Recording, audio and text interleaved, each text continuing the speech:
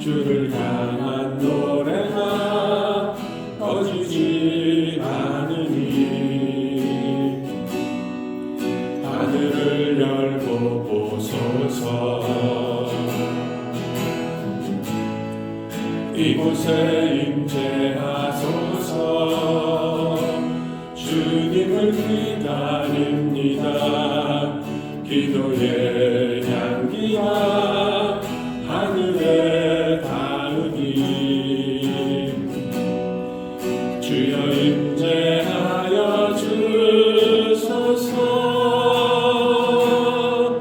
이곳에 오셔서 이곳에 앉으소서.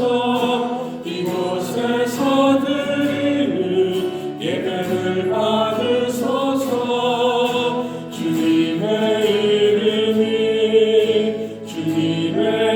이름만이 오직 주의 이름만 이곳에 있습니다. 이곳에 오셔서 이곳에 앉으소서. 이곳에서 드리는 예배를 받으소서.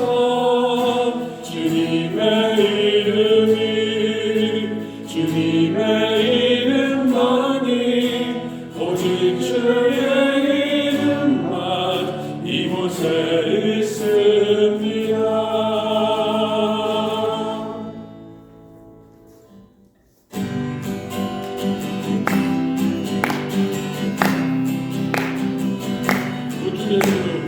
구주 예수지만 심히 깊은 이르세 허락하심 받았으니 의심 아주 없도다.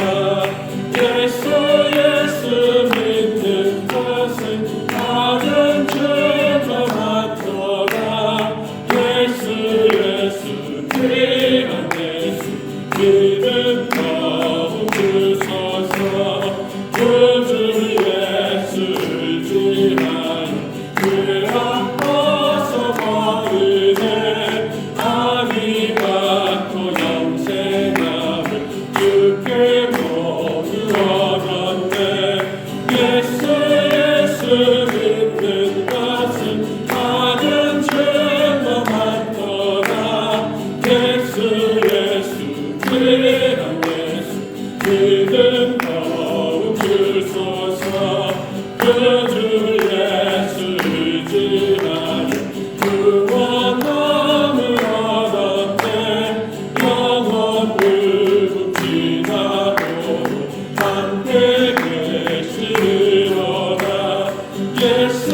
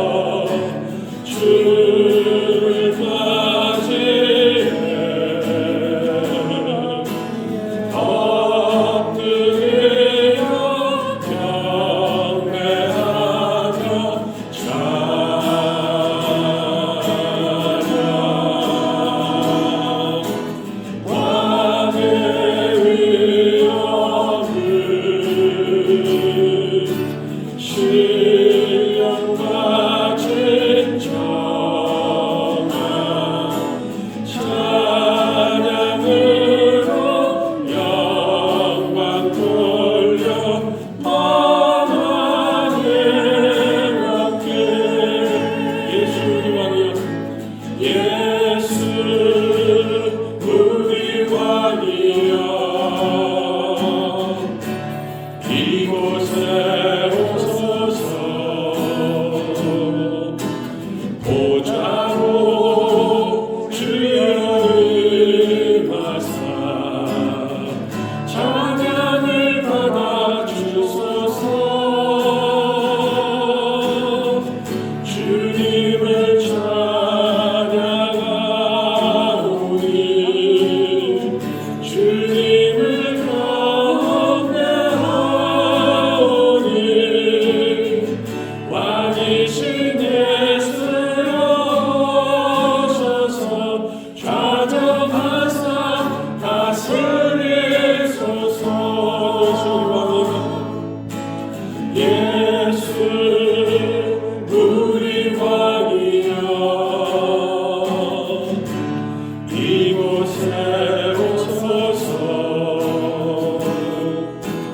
보좌로 주여 임하사 찬양을 받아 주소서 주님을 찬양하오니 주님을 경배하오니 왕이신 예수여 오셔서 좌정하사 다스리소서 예수 우리 왕이여 이곳에 오소서 보좌로 주여 임하사 찬양을 받아 주소서 주님을 찬양하오니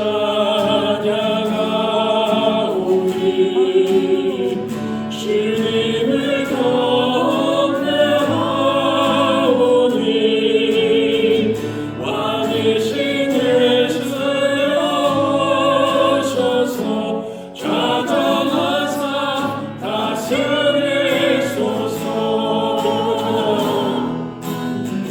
주님을 찬양하오니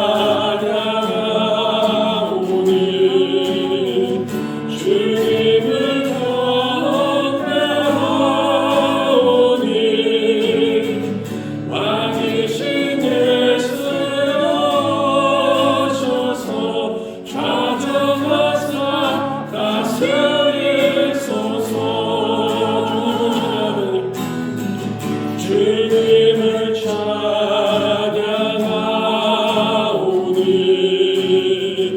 주님을 경배하오니 왕이신 예수여 오셔서 좌정하사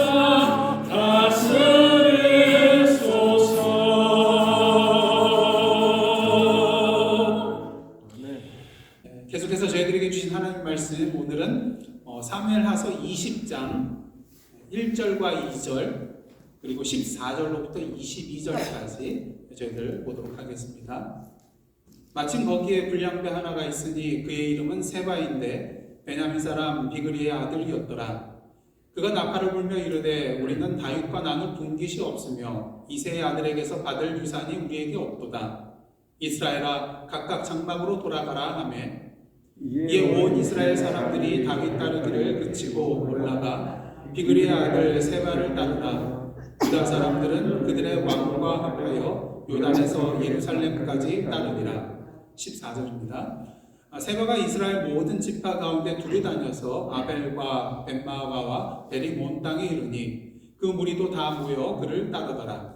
이에 그들이 엠마와 아벨로 가서 세바를 이루고 그 서북을 향한 지역 언덕 위에 토성을 쌓고 요압과 함께한 모든 백성이 성벽을 쳐서 헐고자 하더니 그 성읍에서 지혜로운 여인 한 사람이 외쳐 이르되 들을지어다 들을지어다 청하건대 너희는 요압에게 이르기를 이리로 가까이 오라 내가 내게 말하려 하노라 한다 하라.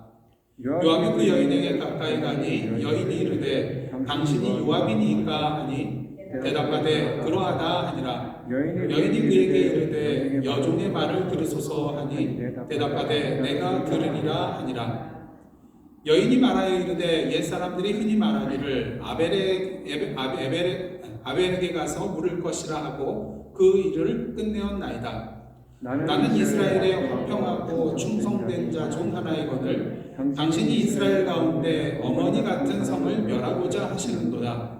어찌하여 당신이 여호와의 기업을 삼키고자 하시나이까 하니 요압이 대답하여 이르되 결단코 그렇지 아니하다. 결단코 그렇지 아니하다. 삼키거나 멸하거나 하려 함이 아니니 그 일이 그러한 것이 아니니라. 에브라임 산지 사람 비그리의 아들 그의 이름을 세바라 하는 자가 손을 들어 왕 다윗을 대적하였나니 너희가 그만 내주면 내가 이 성벽에서 떠나가리라 하니라. 여인이 요압에게 이르되 그의 머리를 성벽에서 당신에게 내어 던지리이다 하고 낭독했습니다. 이에 여인이 그의 지혜를 가지고 모든 백성에게 나아가되 그들이 비그레의 아들 세바의 머리를 베어 요압에게 던지니라. 이에 요압이 나팔을 불매 무리가 흩어져 성읍에서 물러나 각기 장막으로 돌아가고 요압은 예루살렘으로 돌아와 왕에게 나아가니라. 아멘. 이는 하나님의 말씀입니다. 여러분이 아시다시피 다윗은 참으로 지혜로운 자였습니다. 인간적이고 세상적인 자기 생각과 판단과 이치대로 나아가지 않고 언제나 하나님께 뭐하죠? 묻고 기도하고 또 지혜의 근원 되신 하나님의 말씀에 귀 기울이면서 그 말씀대로 행하는 자였기 때문인 것이죠. 하지만 시간이 갈수록 여러분들 계속해서 살펴보듯이 어떻습니까? 그러한 지혜로운 그런 모습, 다윗의 지혜로운 모습이 점점 사라지는 것을 보게 됩니다. 하나님께 묻지 않고요, 하나님의 말씀 대신 자신의 생각과 판단과 탐욕과 또 욕심의 소리에 더 귀를 기울이는 모습을 우리가 보기 때문인 것입니다. 그런 의미에서 오늘 우리가 함께 나눌, 우리가 다 읽지는 않았지만 사무엘하서 19장 40절로부터 20장의 그런 말씀을 보시면 이런 다윗의 연약한 모습이 적나라하게 드러나고 있는 것을 보게 됩니다. 또한 그로 말미암아 이스라엘 백성들 가운데 또 한 번의 비극을 맞이하게 될 뻔한 그러한 위험스러운 그런 모습을 또한 보게 되죠. 아시다시피 요압은 압살롬을 죽인 후에 어떻습니까? 나팔을 붑니다. 무슨 나팔인가요? 이제 더 이상 쫓아가지 말고 철수하라는 거죠. 왜? 압살롬만 죽었으면 끝이기 때문에. 이로써 전쟁이 모두 끝나고 압살롬만 죽으면 모든 이스라엘 백성들의 민심이 다시 다윗에게 돌아올 것이라고 판단했기 때문에 나팔을 불어서 자신의 그런 군사들을 다시 철수시킨 것입니다. 지난주 본문을 보시면요, 요압의 생각처럼 모든 것들이 잘 진행되는 것처럼 보입니다. 이스라엘 사람들이 이제 다윗을 다시 왕으로 모셔드려야 된다는 그러한 말을 하고 있잖아요. 그렇게 다윗은 이러한 소문을 듣고 뭐라고 말합니까? 유다 족속의 장로들에게 사람을 보내가지고요, 이스라엘 백성들의 민심이 이러한데 왜 아직 너희는 나를 다시 예루살렘으로 모셔드리고 하는 일에 지체를 하느냐, 질책을 하게 되죠. 그리고 또 당근을 하나 주는데 뭡니까? 아마사를 자신의 군사령관으로, 군지휘관으로 삼겠다, 이러한 말을 전하게 됩니다. 그래서 이러한 다윗의 전략이 먹혀들었는지 다윗의 유다의 그런 민심이 다시 다윗에게 기우는 것을 보게 됩니다. 그래서 유다 족속들이 어떻게 합니까? 전가를 보내서 왕으로 하여금 다시 예루살렘으로 돌아오도록 그렇게 전하는 것을 보게 되죠. 그리고 온 유다 사람들이 어디로 나아갑니까? 요단 서편에 있는 길갈로 함께 왕을 맞이하기 위해 나아가는 것을 보게 됩니다. 그래서 사무엘하서 19장 40절을 보시면요, 온 유다 백성과 이스라엘 백성의 절반이나 왕과 함께 요단강을 건넜다, 이러한 표현을 하고 있는 것을 보게 됩니다. 그래서 이 구절대로 본다면 모든 것이 순조롭게 다 잘 진행이 되는 것처럼 보여요. 하지만 다음 구절부터 나오는 유다 사람들과 이스라엘 사람들 간의 그러한 논쟁을 보시면 결코 그렇지 않다는 것을 보게 됩니다. 41절 말씀 한번 보도록 하겠는데 제가 봉독해 드리겠습니다.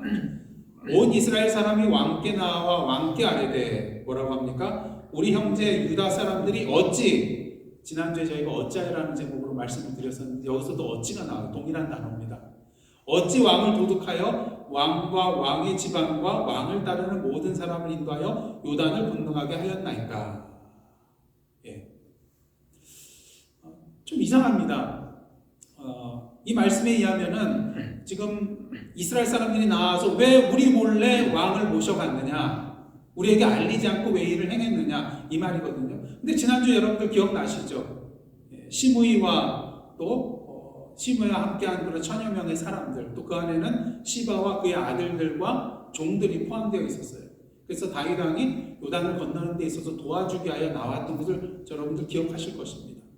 근데 베냐민 사람들은 이스라엘 사람들이에요? 아니면 유다 족속이에요?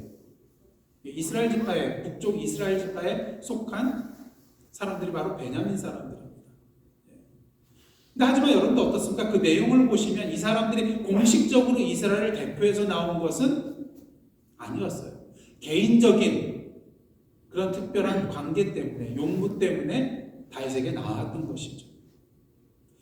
그런 의미에서 이스라엘 백성 절반이 왕과 함께 요단을 건넜다는 40절의 말씀 좀 과장된 것 같아요. 실제로는 그렇지 않았던 것 같아요. 그러게 이스라엘 백성들이 다윗 왕 앞에 나와서 불평하고 왜 그렇게 유다 족속들이 행하게 놔뒀느냐 원망하고 또 불평하는 것을 우리가 보게 되는 것이죠.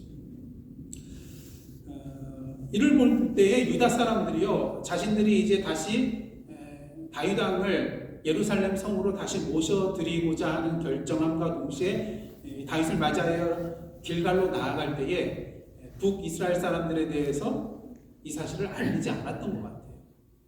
그래서 유다 사람들이 물론 시므이와 또 그 비롯한 베냐민 지파 천여 명의 사람들이 다윗이 건너는 것을 돕기는 하였지만 주로 유다 족속 전체가 나아가서 다윗 왕이 건너는 것을 도왔던 것 같습니다.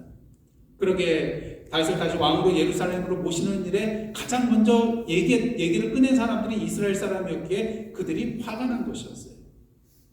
자, 그렇다면 이렇게 화가 난 이스라엘 사람들에 대해서 다윗은 뭐라고 대답을 하고 있을까요? 42절 말씀 한번 보도록 하겠습니다. 모든 유다 사람이 이스라엘 사람들에게 대답하되 왕은 우리의 종친인 까닭이라 너희가 어찌 이 일에 대하여 분내느냐? 우리가 왕의 것을 조금이라도 얻어먹었느냐? 왕께서 우리에게 선물을 주신 것이 있느냐? 근데 좀 이상해요. 북이스라엘들이 찾아와가지고 지금 누구에게 질문했습니까? 다윗에게 질문했어요. 다윗에게. 그럼 누가 답해야 돼요? 다윗이 답해야 되죠. 근데 누가 대답하고 있어요? 모든 유다 사람이 답을 하고 있습니다. 이를 통해서 우리는 그 왕으로 다시 지금 돌아오고는 있지만 힘이 없는 무기력한 다윗의 모습을 보게 됩니다. 지금 다윗이 원하는 바는 무엇입니까? 유다 족속과 모든 이스라엘 족속들이 한마음 한뜻이 되어서 화합하고 자신을 온전히 지지해 줌으로써 자신의 왕권을 다시 확고히 다지는 것, 이것이 바로 다윗이 원하는 것이었을 거예요. 근데 지금 이스라엘 사람들이 와서 다윗 앞에 나와서 유다 사람들이 행한 일에 대해서 지금 불평과 불만을 쏟아놓고 있습니다. 그러다면 당연히 모든 이스라엘의 왕으로서 다윗은 이 둘 사이의 문제를 어떻게 해야 될까요? 가능하면 중재하고 서로 화합할 수 있도록, 하나 될 수 있도록 이 문제를 해결해야만 합니다. 근데 지금 다윗은 뭐 하고 있어요? 그 이후의 말씀을 보시면 한마디도 말하고 있지 않습니다. 그냥 침묵을 지켜요. 마치 전에 자신의 딸 다말이 사랑하는 첫째 아들 암논에게 수치를 당했음에도 불구하고 화는 내지만 이 문제에 대해서 뭐 하고 있어요? 아무런 조치를 취하지 않아요. 그렇기 때문에 다윗의 집안 안에 피 흘림의 그러한 저주의 역사가 일어나게 된 거 아니겠습니까? 근데 이러한 모습을 또다시 보는 것 같아요. 지금 주도적으로 나서서 이 분쟁을 해결해야 할 것만 가만히 있어요. 침묵을 지키고 있어요. 이런 가운데 다윗이 아닌 유다 사람들이 일어나서 이스라엘 사람들에 대해 질문에 대해서 대답을 했습니다. 그 내용 조금 전에 보셨다시피 크게 두 가지로 나눠볼 수가 있는데요. 첫째는 다윗은 우리들과 종친이라는 거예요. 그러니까 다윗도 유다족 속이기 때문에 자신들에게 있어서는 가족과 같은 사람이라는 거예요. 그러게 우리가 가족을 다시 우리가 우리 집안으로 모시고 드리는데 너희들이 무슨 말 할 게 있느냐 이거예요. 그다음 두 번째 이유는요. 자신들이 다윗을 왕으로 다시 모셔드림으로써 이 다윗 왕으로부터 우리가 무슨 물리적인 이득을 취한 게 있느냐? 없다. 그냥 우리가 모셔온 것 뿐이다. 무슨 이득을 취한 거 하나도 없는데 너희들 왜 이렇게 화를 내고 따지느냐 이 말을 하고 있는 거예요. 자, 그럼 이런 대답 충분히 납득이 됩니다. 하지만 이스라엘 백성들이 물러섰을까요? 물러서지 않았어요. 43절 상반절 보시겠습니다. 이스라엘 사람이 유다 사람에게 대답하여 이르되 우리는 왕에 대하여 몇 개의 목을 가졌다고요? 10몫을 가졌으니 다윗에게 대하여 너희보다 더욱 관계가 있거늘. 유다 족속은 한 집하지만 우리는 10집하다.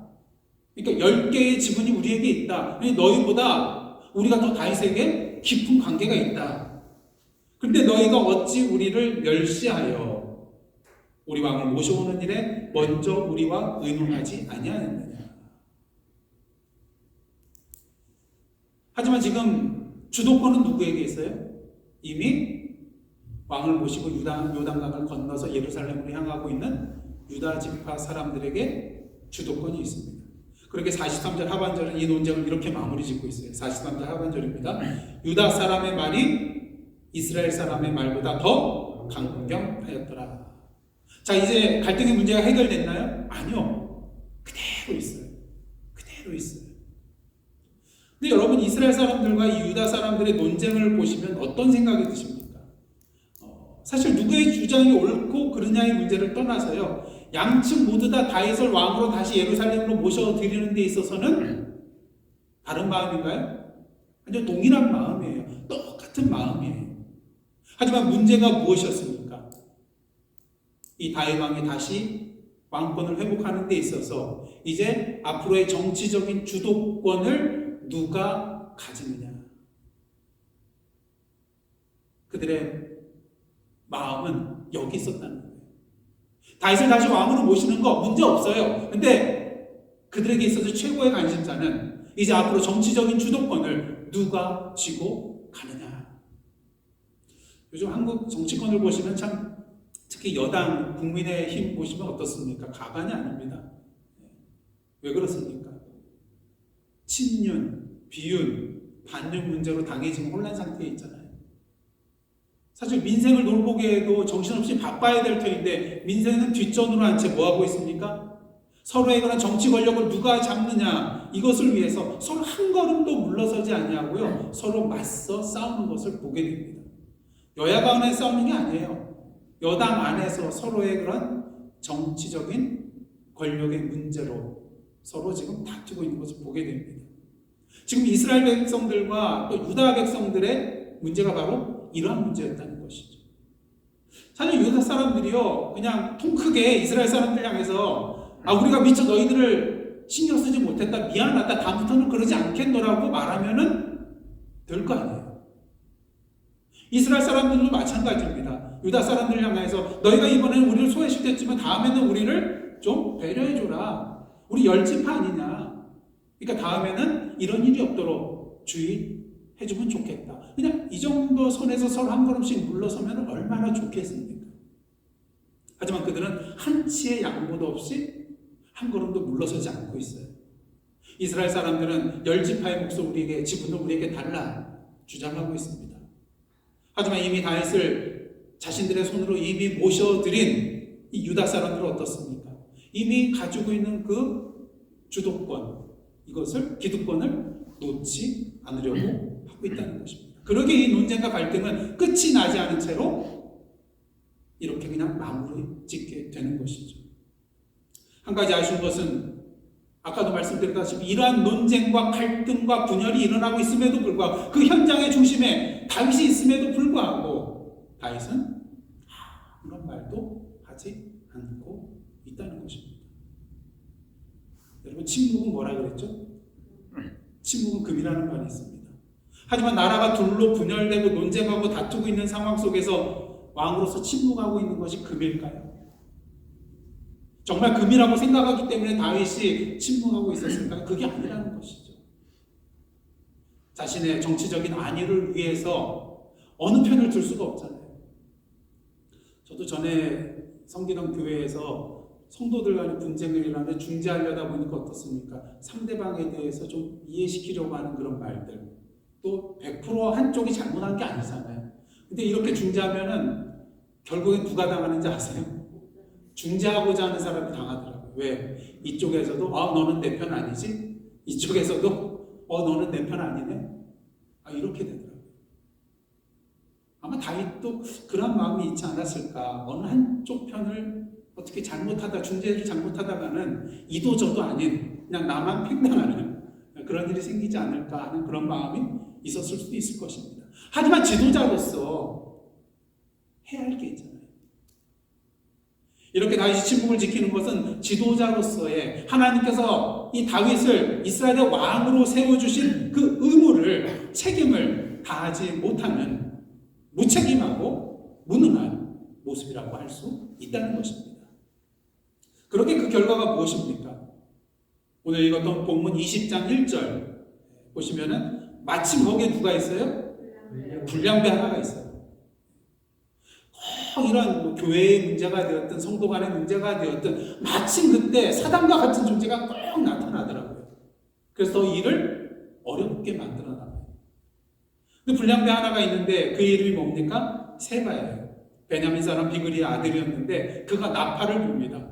그러면서 이스라엘 사람들을 향해서 뭐라고 합니까? 우리는 다윗과 나눌 분깃이 없으며. 아까 열국을 달라고 했는데 유다 족속들이 거부했잖아요. 그러면 이 말은 뭡니까? 다윗으로부터 우리가 받을 게 없다는 거예요. 이 말입니다. 다윗과 나눌 분깃이 없으며. 그 다음에 뭐라고 합니까? 다윗 왕이라는 표현을 전혀 쓰지 않고 있어요. 뭐라고 합니까? 이새의 아들에게서 받을 유산이 우리에게 없도다. 그러니까 뭐라고 합니까? 이스라엘아 각각 장막으로 돌아가라. 여기 있을 필요가 없다는 거예요. 왕을 섬길 필요가 없다는 거예요. 그냥 집으로 돌아가자는 거예요. 왜?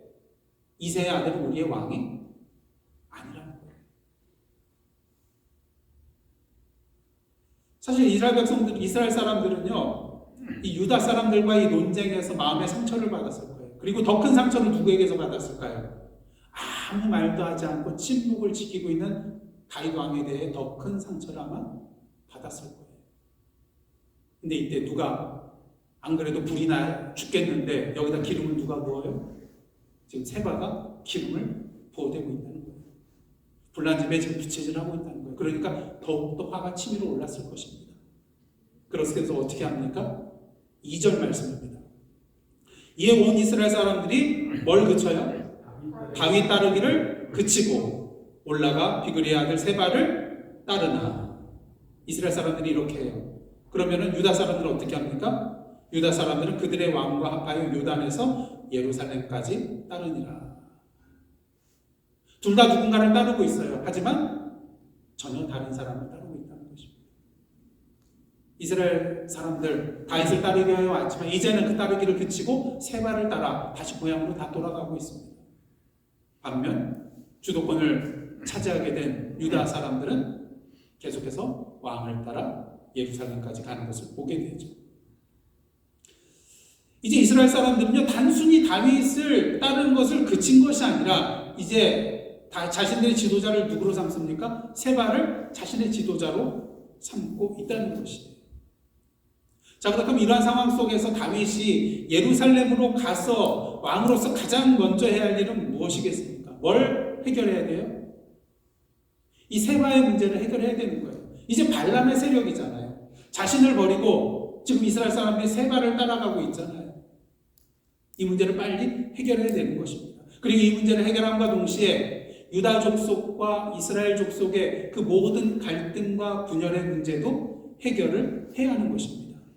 그렇지 않고서는 자신이 원했던 왕권을 견고히 하는 일 결코 이룰 수가 없는 것이죠.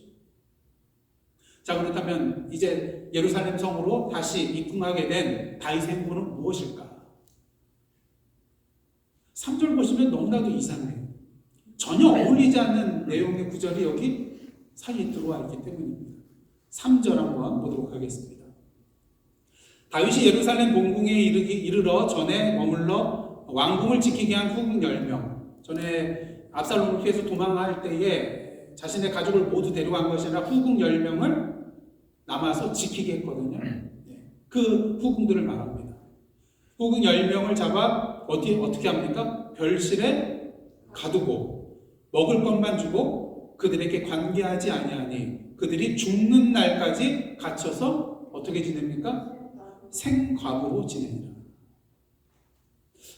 아니, 지금 다윗이 할 일이 급한 것이 있는데 왜 이 구절이 이 안에 들어왔을까?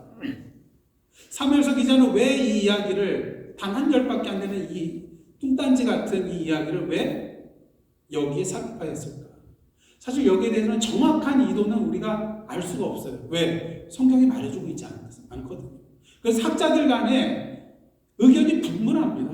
긍정적인 차원으로 보는 사람들도 있고 부정적인 차원으로 보는 사람들도 있고요. 그 해석이 천차만별이에요. 그래서 저도 이 구절에 대해서 왜 이 구절이 여기 들어왔을까 정말 한참 고민했습니다. 계속 묵상하고 이게 도대체 왜 3절이 여기 왜 들어왔을까? 무슨 의도로 사무엘서 기자는 이 3절을 여기다 삽입했을까? 근데 정확한 답은 나오지는 않더라고요. 근데 묵상하는 가운데 하나님께서 이러한 생각은 주시더라고요. 자, 지금 당장 다윗이 해야 될 일은 무엇입니까? 북이스라엘과 남유다의 갈등의 문제, 특히 세바가 지금 반란을 일으켰잖아요. 이스라엘의 지도자로 나서고 있잖아요. 이 문제를 제일 먼저 해결하고 수습을 해야 됩니다. 근데 지금 다윗이 예루살렘으로 들어와서 가장 먼저 한 일은 뭐예요? 오늘 말씀에 의하면 후궁 10명을 잡아서 별실에 가두고 먹을 것만 주고 관계는 맺지 않냐고 평생 과부로 생각으로 갇혀 지내게 했다는 거예요. 아시다시피 압살롬이 이제 자신의 왕됨을 선포한 이후에 아히도벨의 그런 첫 번째 계략이 무엇이었습니까? 아버지 다윗의 후궁들과 백주에 동침하라는 거예요. 사람들이 보이는 데서. 그러면 세상 사람들이 압살롬이 왕된 것을 인지하고 압살롬을 따르는 사람들이 힘을 얻게 될 것이다.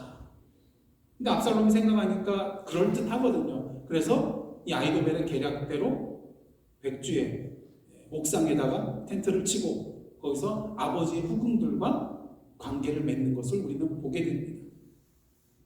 근데 사실 이 사건은 아히도벨의 계략에 따른 것도 있지만 궁극적으로 봤을 때는 하나님께서 다윗의 죄에 대한 그런 저주의 내용, 이것이 성취되는 사건이었다고 우리는 분명히 알고 있죠. 그렇게 다윗의 입장에서는요, 자신의 후궁을 범한 자가 자신의 아들 압살롬이라는 사실, 그리고 이 모든 것이 누구의 죄로 말미암은 거예요? 자기의 죄로 말미암아 일어나게 된 것이라는 차원에서 이 후궁들을 볼 때 누구의 수치가 드러나요? 자신의 수치가 드러나는 거예요. 후궁들의 수치가 아니에요. 이 후궁들을 볼 때마다 다윗은 자신의 수치가 드러나는 것을 분명히 느끼게 되었을 것입니다. 그렇게 그는 이 수치의 문제를 해결하기 위해서 그들을 어디에 가둬요? 별실에 가두고 먹을 것만 주고 그들과 관계하지 않고 생갑으로 갇혀 지내게 한 것입니다. 물론 학자들 중에는요, 아까 말씀드린 것처럼 이것에 대해서 긍정적으로 보는 사람도 있어요. 사실 압살롬과 동침한 이 후궁들을 죽일 수도 있잖아요. 근데 죽이지는 않았다는 거예요. 그리고 또 어떤 사람들은요, 자신의 수치가 드러나는 이 후궁들을 별실에 둠으로써 계속해서 자신의 과거의 잘못된 모습을 기억하고자 이렇게 했다. 긍정적으로 보는 학자들도 있습니다. 근데 이거는 좀 너무 나간 것 같아요. 왜? 진정 다윗이 자신의 죄를 회개하고 이 후궁들을 위한 마음을 가지고 있었다면 사실 이 후궁들을 피난갈 때 데리고만 갔었어도 이런 일이 벌어지지 않잖아요. 그리고 이 모든 책임은 궁속으로 다윗에게 있잖아요. 그렇게 다윗이 정말 이 후궁들을 위하는 마음이 있었다면 결코 별실에 가둬서 평생도록 생각으로 지내게 하지는 않았을 것입니다. 자기에게 책임이 있기 때문에. 어찌되었든 다윗은 다시 왕권을 회복한 왕으로서 나라가 다시 양분되고 갈등과 분열의 혼란에 빠질 수 있는 이 세바의 반란 사건에 대하여 우선순위를 여기다 두고 처리를 해 나갔어야 함에도 불구하고 뭘 먼저 해요? 자신의 수치의 문제를 가리우는 일에 우선순위를 두고 그것을 행했다는 것입니다. 하나님의 나라, 하나님의 백성의 문제보다도 개인적인 사사로운 문제를 먼저 우선시했던 다윗의 지혜롭지 못한 행위를 여기서도 발견하게 되는 것이죠. 이제 다윗은 새로 군지관으로 삼은 누굽니까? 아마사를 불러서 3일 안에 유다 족속 전체를 다니면서 사람들을 모집해오라고 그런 명을 하게 됩니다. 왜? 이제 세바의 그런 세력들을 쫓아가서 그들을 무찔러야 될 거 아니겠습니까? 근데 아마사가 기한 내에, 다윗이 정해준 기한 내에 오지 않아요. 뭐 무능력해서 그런 건지, 아니면 나중에 이제 그 요압하고 만나는 장면이 나오는데 좀 이상한 장소에서 만나게 돼요. 근데 우연치고는 아마 요압이 아마사에게 거짓말을 해서 그쪽으로 사람들을 데리고 오라고 한 것이 아니겠는가, 그렇게 보는 학자들도 있습니다. 어찌됐든 간 다윗이 정한 이 3일 내의 기한 내에 아마사가 오지 않아요. 이제 다윗이 조급해집니다. 왜? 시간이 이렇게 지체하다가는 이 세바의 무리들이 안전한 성읍에 들어가서 피할 수 있기 때문에, 지금 쫓아가지 않으면 그들을 잡을 수가 없기 때문에. 그래서 이러한 조급한 마음에 누구를 부릅니까? 전에 같았으면 누구를 불렀을까요? 당연히 요압을 불러야죠. 용사 중에 용사잖아요. 근데 이번에는 요압을 부르지 않고 그 동생 아비새를 불러요. 왜 그랬을까요? 여전히 요압은 다윗에게 있어서 불안하고 부담이 되는 존재였거든요. 그래서 아마사를 군사령으로 삼은 거 아니겠습니까? 근데 지금은 다급해요. 그러니 어쩔 수 없이 요압이 아니라 아비새를 불러서 군사들을 이끌고 세바의 무리를 쫓아가라 명을 내린 것을 보게 됩니다. 근데 문제는요, 지금 다윗이 이 명을 누구에게 줬어요? 아비새에게 줬는데 그 다음의 이야기들을 살펴보면 이 임무를 주도적으로 수행해 나가는 자가 누굴까요? 예, 여러분 아시다시피 요압입니다. 요압이 여전히 주도권을 행사하고 있는 것을 보게 됩니다. 요압과 아비새가 이제 구의 군사들과 함께 세바를 뒤쫓는 가운데 기브온 큰 바위 곁에 이르게 되는데 그때 아마사가 나타나요. 그들을 맞으러 나옵니다. 근데 이상한 것은 같이 동행해가지고 세바를 잡으러 가면 좋겠는데 요압이 아마사에게 나오면서 인사를 하면서 어떻게 하냐면요, 오른손으로 그의 수염을 잡고 이제 입맞춤을 하려고 하는 척하면서 어떻게 하냐면 왼손으로 자신의 손에 있는 칼로 그의 복부를 찔러서 죽여버립니다. 단번에 단칼에 죽여버려요. 아마 아마사에게 자신의 지위를 빼앗긴 그런 분노의 감정도 있었을 것입니다. 또한 반역 세력이었던 압살롬의 군사령관이었던 이 아마사가 다윗의 군사의 군사령관이 된다는 것 이해도 되지 않았고 그렇게 돼서는 안 된다고 생각할 수도 있을 것입니다. 특히 어떻습니까? 지금 아마사와 함께 세바의 길을 쫓게 된다면 최고의 명령권자는 누구예요? 이 상황 속에서? 아마사잖아요. 다윗이 군사령관으로 임명했거든요. 그러게 요압에게 있어서 이 아마사와 동행한다는 것은 자신의 행보에 걸림돌이 되는 것밖에 안 되기 때문에 그를 다윗이 없는 곳에서 찔러 죽인 것입니다. 옳은 행위일까요? 아무리 어떠한 이유가 있다 할지라도 다윗이 군 지휘관으로 삼은 이 아마사를 죽이는 것은 결코 옳은 일은 아니었습니다. 여러분 어떤 사건인지 기억나시나요? 북이스라엘의 아브넬 장군이 다윗에게 나와서 평화협정을 맺잖아요. 내가 북이스라엘을 다윗의 손에 넘기겠습니다. 아마 자신이 제2인자가 되기 위해서 그런 마음을 품고 나왔던 것 같아요. 어찌됐든 평화협정을 맺었습니다.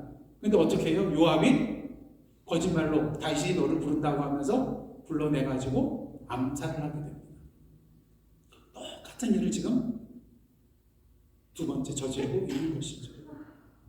근데 이렇게 요압의 이러한 단독적인 행위를 볼 때에 그만큼 다윗의 왕권이 견고하지 못했다는 것을 우리 간접적으로 보게 되는 것입니다. 다시 왕권을 회복했지만 무기력한 상태에 있는 다윗 왕이라는 것이죠. 그리고 앞으로 요압이 다윗에게 대하여 어떠한 존재가 될 것이라는 것을 미연에 보여주는 암시의 사건이라고도 할 수가 있는 것입니다. 자, 이렇게 아마사를 죽인 이제 요압은 아비새와 함께 모든 군대들을 거느리고 세바의 세력을 쫓아갑니다. 하지만 이미 늦었어요. 이 세바의 세력은 온 이스라엘 그런 그 마을들을 다니면서 이제 아벨성으로 들어가게 됩니다. 자, 이 성을 차지하기 위해서는 두 가지 중에 하나예요. 포위해갖고 지칠 때까지 기다리는 거. 포위하면 이 사람들이 안에서 먹을 것도 부족하고 하여튼 뭐든지 다 부족하게 될 거 아니겠습니까? 그럼 두 손 들고 나오겠죠. 하지만 자신 있을 때는 어떻게 하나요? 공격해서 차지하는 겁니다. 근데 요압은 자신이 있었어요. 그래서 그 성벽 옆쪽으로 토성을 쌓습니다. 흙을 계속해서 둔덕을 만들어가지고 이제 벽을 허물기 시작해요. 이제 아벨성이 요압의 손에 들어가는 것은 시간 문제입니다. 근데 그 성읍에서 지혜로운 여인 한 사람이 나타나서 요압에게 할 말이 있으니 요압으로 하여금 여기 가까이 오게 해주십시오. 이런 청을 하게 되죠. 이 말을 전해 들은 요압은 이 여인에게 가까이 나가 대화를 하기 시작합니다. 여인이 말합니다. 18절 말씀입니다. 한번 다 함께 읽겠습니다. 18절입니다. 시작. 여인이 말하여 이르되 옛 사람들이 흔히 말하기를 아벨에게 가서 물을 것이라 하고 그 일을 끝내었나이다. 옛 사람들이 뭐라고 말했다라고요? 아벨에게 가서 물을 것이라. 그러니까 무슨 문제가 있을 때는 어디로 갔다는 거예요? 아벨성으로 갔다는 거예요. 왜? 여기에 어떤 사람들이 많아요? 지혜자들이 많으니까. 옛날에 제가 성북구 덕수교회라는 곳에서 이제 부교육자로 섬겼었는데요. 거기 미아리 고개하고 가까워요. 미아리에 뭐가 많죠? 미아리 고개. 뭐 점쟁이들 그러면서 그냥 그것도 무슨 관광 특구 뭐 이런 식으로 해가지고 막 간판도 새로 해주고 그래가지고 기독교 단체들이 막 일어나고 그랬었는데요. 거기 가면은 뭐 내노라는 사람들이 엄청나게 많이 있어요. 용하다 하는 사람은 거기 다 모여 있더라고요. 그러니까 뭔가 불안하고 문제가 있는 사람들, 앞으로 미래를 알고 싶어하는 사람은 다 어디로 가요? 미아리로 가거든요. 당시 아벨이 그러한 곳이었다는 거예요. 근데 사이비가 아닙니다. 정말 하나님이 지혜를 주신 지혜자들이 여기 많이 있었기 때문에 이스라엘 사람들은 무슨 문제가 생기면 여기 갔었던 거예요. 그래서 지혜자들에게 지혜를 구하고 그 말씀대로 자신의 문제를 해결했던 것 같아요. 그럼 이 지혜 여인이 요압에게 이 말하는 이유는 무엇입니까? 예부터 지금까지 무슨 문제가 생기면 다 사람들이 여기 와가지고 해답을 얻고 문제를 해결했는데 왜 너는 의논하지도 않고 이 성을 허물려고 하느냐? 왜 우리를 죽이려고 하느냐? 이 말이에요. 그러면서 여인이 계속해서 말합니다. 19절입니다. 나는 이스라엘의 어떠한 자라고요? 화평하고 충성된 자 중 하나이거늘. 당신이 이스라엘 가운데 어떤 성이요? 어머니 같은 성을 멸하고자 하시는도다. 그러면서 여기도 어찌하여가 나오죠? 어찌하여 당신이 여호와의 무엇을요? 기업을 삼키고자 하시나이까. 어머니 같은 성은 무엇을 말할까요? 당시 큰 도시 주변의 성들에 대해서는요, 딸이라는 표현을 썼어요. 자, 그럼 어머니라는 성은 어떤 성일까요? 이 딸에 해당되는 성보다도 더 큰, 가장 중심되는 성읍이 바로 어머니 같은 성이라고 할 수가 있는 것입니다. 그런 의미에서 아벨성은 아마 큰 성읍이 아니었을까 그렇게 생각해 볼 수도 있고요. 또 아니면 다른 차원에서 이 성읍에 어떤 사람들이 많이 살고 있다고요? 지혜자들이 많이 살고 있잖아요. 그러니까 다른 성보다도 더 소중하고 가치 있고 귀한 성읍이기에 아마 어머니 같은 성읍이라는 표현을 쓰지 않았겠는가. 이 두 가지 모두 다 해당이 된다고 할 수 있을 것입니다. 그러게 이 여인이 말하고자 하는 것은 무엇입니까? 이렇게 크고 귀하고 소중한 이 성을, 특별히 뭐예요? 이 성은 여호와의 뭐예요? 기업. 하나님의 성읍인 이 성을 왜 멸하고 삼키려고 하느냐고 지금 요압에게 묻고 있는 것입니다. 자, 그렇다면 이 여인의 말에 대한 요압의 답은 무엇이었을까요? 반응은 무엇이었을까요? 20절 말씀 다 함께 읽겠습니다. 시작. 요압이 대답하여 이르되 결단코 그렇지 아니하다. 결단코 그렇지 아니하다. 삼키거나 멸하거나 하려 함이니 아니니. 여러분, 이 말을 보시면 평소의 요압 같습니까? 결코 아니죠. 뒤로 물러서는 법이 없는 요압이에요. 한번 마음에 결정하면 그냥 밀어붙이는 그런 자가 요압입니다.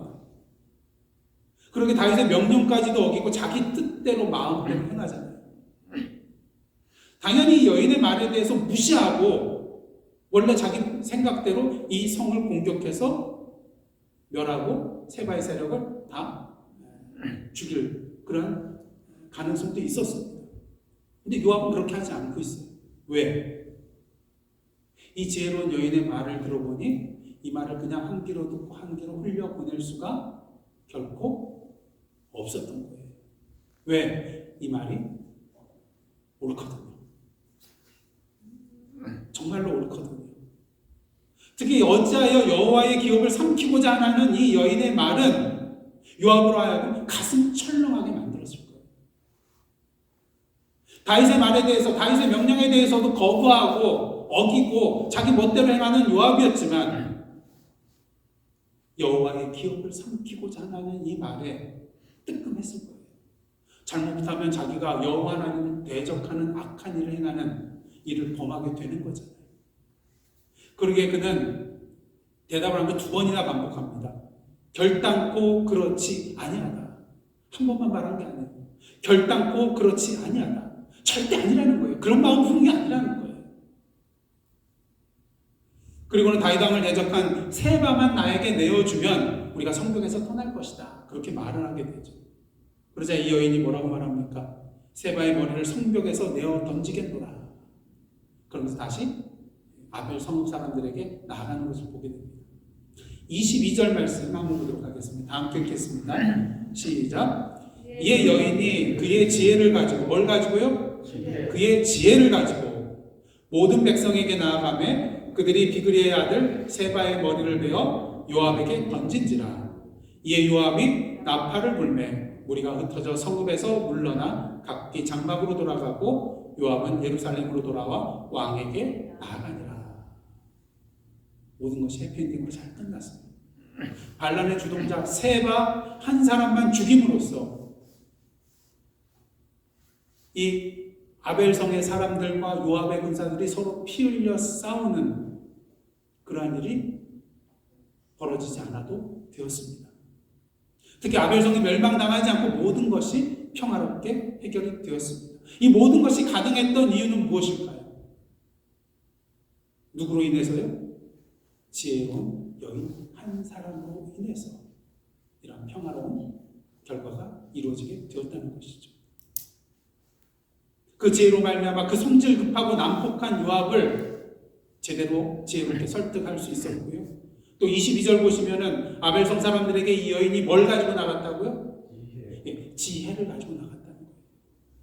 세상적인 이치와 세상적인 방법을 가지고 나아간 것이 아니라 지혜를 가지고 나아갔다는 거예요. 그래서 그들로 하여금 세바를 죽여서 그 머리를 요압에게 던지게 했던 것입니다. 사실 요압이 원한 건 뭐예요? 그냥 세바만 내어주면 되는 거였어요. 근데 지금 이 지혜로운 여인은 어떻게 합니까? 세바를 죽여서 그 목을 쳐가지고 머리를 내던져요. 왜 이렇게까지 했을까요? 이 세바의 행위는 다윗 왕에게 반란을 일으킨 거잖아요. 다윗 왕에게 반란을 일으켰다는 것은 누구에 대한 반란이에요? 이 다윗을 왕으로 세우신 여호와 하나님에 대한 반란이기 때문에 이 자는 죽어 마땅한 자에게 그의 목을 쳐서 머리를 던져 버린 것이었다는 것이죠. 이렇게 지혜로운 한 여인의 중재로 말미암아서 요압의 군사들과 아벨성 사람들 사이의 문제가 평화롭게 잘 해결이 되었고 서로 간에 윈윈 할 수가 있게 된 것입니다. 이제 말씀을 정리하고자 합니다. 그렇다면 하나님께서 오늘 본문 말씀을 통해서 우리에게 주시고자 하는 것은 무엇일까? 여러 가지 메시지가 나올 수도 있겠지만 우리는 오늘 본문을 통해서 두 사람의 상반된 모습을 분명히 발견하게 됩니다. 그 두 사람은 누굴까요? 다윗과 지혜로운 여인입니다. 다윗은 이스라엘 사람들과 유다 사람들 사이의 갈등과 불화 문제 속에서 어떻게 합니까? 아무 말도 하지 않냐고 침묵합니다. 잘못 중재했다가는 양측 모두로부터 지지를 받을 수 없는 그런 위기감을 느꼈을 것입니다. 일단 유다 사람의 지지만이라도 확보한 후에 후위를 도모하는 것이 낫겠다는 그런 생각을 했을지도 모르겠습니다. 예, 그럴 수 있습니다. 하지만 문제는 이러한 상황 속에서 하나님은 하나님께 기도하거나 묻지 않았다는 거예요. 단순히 침묵만 지킬 것이 아니라 정말 어떻게 해야 될지 모르겠다면 물어야죠. 기도해야죠. 지혜를 구해야죠. 여러분, 무엇이 지혜입니까? 내가 뭐 많이 알고 있어서, 내가 많은 능력이 있어서 행하는 것이 지혜입니까? 그게 참된 지혜가 아니잖아요. 참된 지혜는 무엇입니까? 하나님께 묻는 게 지혜예요. 그리고 하나님의 말씀에 귀 기울이는 것, 그리고 그 말씀대로 행하는 것, 이것이 우리의 참된 지혜잖아요. 하지만 다윗은 어리석은 길을 택했던 것입니다. 지혜를 택할 수 있는 기회가 있었음에도 불구하고 그 기회를 붙잡지 않았다는 것이죠. 그리고 자신의 안위, 정치적인 안위, 이것만을 구하며 잘못된 길로 나갔다는 것이죠. 반면 지혜로운 여인은 어떻습니까? 담대히 앞으로 나아가 요압과 담판을 짓고 있어요. 아벨 성읍을 위하여 중재를 하고 있습니다. 이 여인이 이렇게 할 수 있었던 이유는 무엇입니까? 오늘 말씀대로 이 여인은 어떠한 자였어요? 화평하고 충성된 자였어요.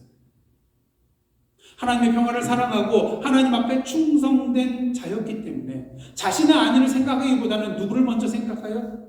아벨 성읍 사람들을 먼저 생각하고 하나님께서 원하시는 평화를 먼저 생각했던 것입니다. 그러기에 무고한 자의 피를 흘리기를 원치 않았어요. 이 문제를 가능하면 해결하여서 모든 사람들의 생명을 구할 수 있는 일을 위하여 다윗처럼 한 걸음 물러선 것이 아니라 오히려 한 걸음 앞으로 내디디며 나갔던 것이죠. 바라기는 오늘도 자신의 정치적인 안위를 위하여 침묵하며 한 걸음 뒤로 물러서는 비겁하고 어리석은 다윗 왕이 되지 마시고 주님께서 원하시는 참된 평화와 생명을 위하여 이제 한 걸음 앞으로 내디디는, 그래야 주님께서 주시는 지혜로 말미암아 담대하게 선포하는 오늘의 지혜로운 여인이 되시기를 원합니다. 여러분, 호랑이는 죽어서 뭘 남기죠? 가죽을 남기고, 사람은 죽어서 뭘 남겨요? 예, 이름을 남깁니다. 그래도 한 번 살아가는 인생 마지막에 죽어서 이름 남기면 얼마나 좋겠어요. 근데 우리가 그리스도인으로서 꼭 반드시 우리 자신의 이름을 남겨야만 할까요? 남길 수도 있고요, 남기지 못할 수도 있어요. 중요한 것은 비록 우리의 이름이 남겨지지 않는다 할지라도 오늘 본문에 나오는 지혜로운 여인, 이름이 나오나요? 이름 없는 지혜로운 여인입니다. 비록 우리의 이름이 남겨지지 않는다 할지라도 오늘 본문에 나오는 이 이름 없는 지혜로운 여인과 같이 화평하고 충성된 자로서 다윗과 같이 침묵하기보다는 하나님의 나라와 그 의를 위하여서 화평케 하는 자리에 우뚝 서서, 여러분 찬송가 가사 잘 아시죠? 오늘도 뭐 없이요? 이름 없이 빛도 없이 감사하며 섬기리라. 이름 없이, 빛도 없이, 하지만 주님께서 나에게 주신 그 능력과 지혜에 대해서 감사하며 오늘도 하나님의 나라와 그 일을 위하여 섬기겠습니다. 하나님이 원하시는 화평케 하는 자리에 서서 오늘도 주님의 참된 평화와 생명을 이루며 나아가겠습니다. 이런 삶을 살아가시는 저와 여러분의 삶이 되기를 주님의 이름으로 축복합니다. 그럴 때 지혜의 성령께서 우리 가운데 역사하여 주심으로 말미암아 우리로 하여금 지혜의 말을 선포하여 주시고 상대방으로 하여금 어떤 길을 허락해 주실까요?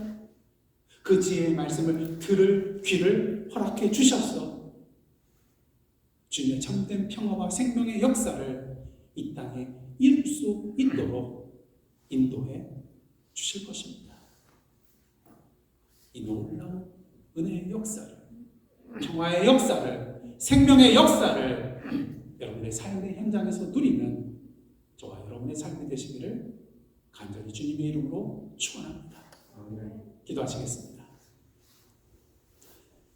하나님, 침묵하는 다윗 왕이 아닌 담대하게 지혜의 말을 선포함으로 하나님께서 원하시는 참된 평화와 생명의 역사를 이 땅에 이루어나가는 오늘의 이름 없는 지혜로운 여인으로 살아가는 저희들의 삶 되게 하여 주옵소서.